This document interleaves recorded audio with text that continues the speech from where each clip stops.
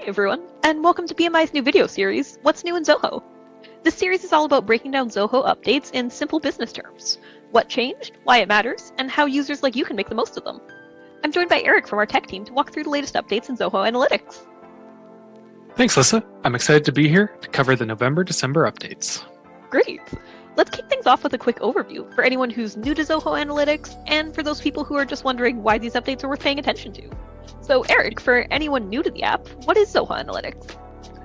Yeah, Zoho Analytics is a business intelligence tool that helps users turn their data into actionable insights. It connects multiple data sources, visualizes trends, and tracks performance so users can monitor the health of their business at a glance. That's a great way to put that, Eric. I know it's a tool I love to use.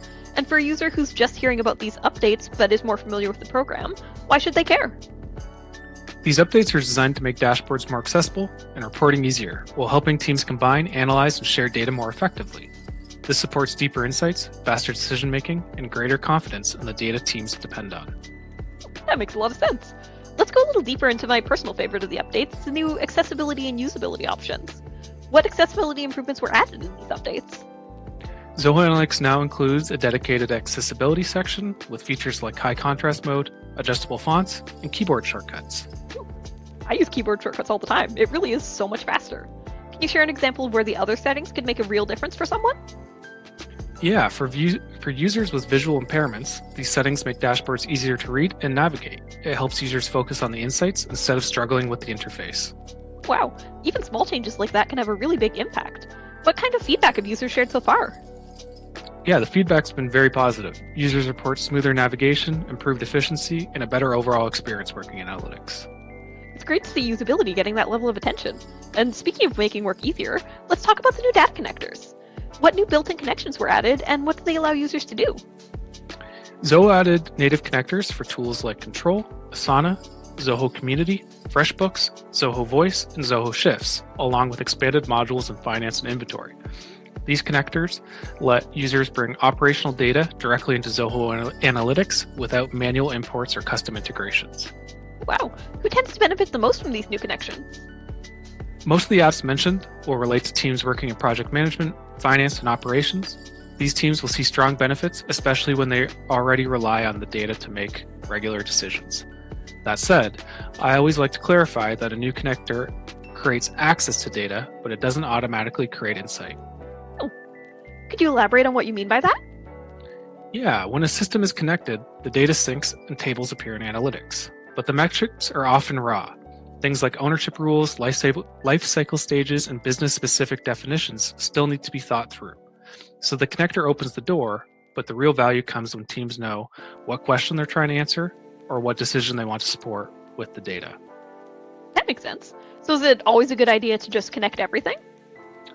Good question. Not necessarily. More data isn't always better. If a connector doesn't support a specific decision or workflow, it can just add noise. We usually recommend starting with the systems that already drive day-to-day decisions and expanding from there when there's a clear use case. That makes sense. I know Michael always likes to say, keep it simple, stupid. Could you share an example of where some of these connections really do help? Yeah, sure. A project team might connect Asana and start viewing task data alongside timelines and performance metrics all on one dashboard, or an operations team might pull in inventory data and set thresholds that flag supply issues before they become problems.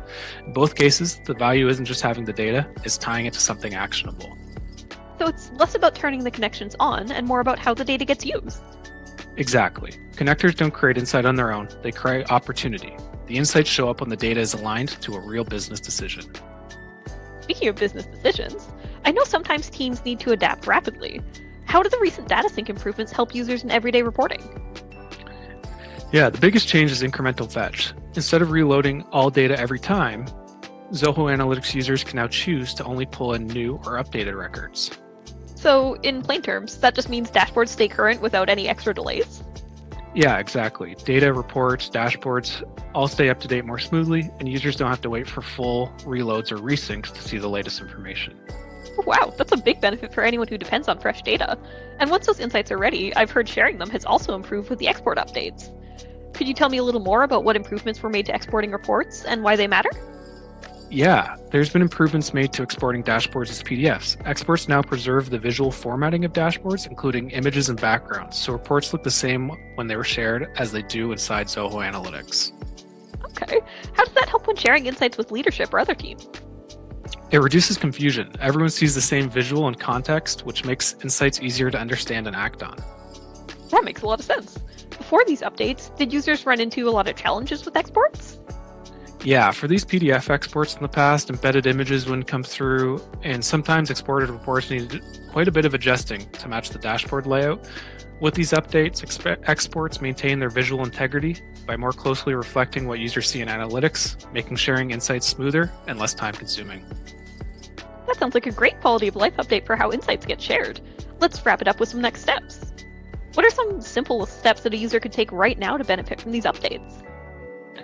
Users can explore the new data connectors, review the accessibility settings, and try out the updated export options in their existing dashboards. That makes sense. It's always great to explore things yourself.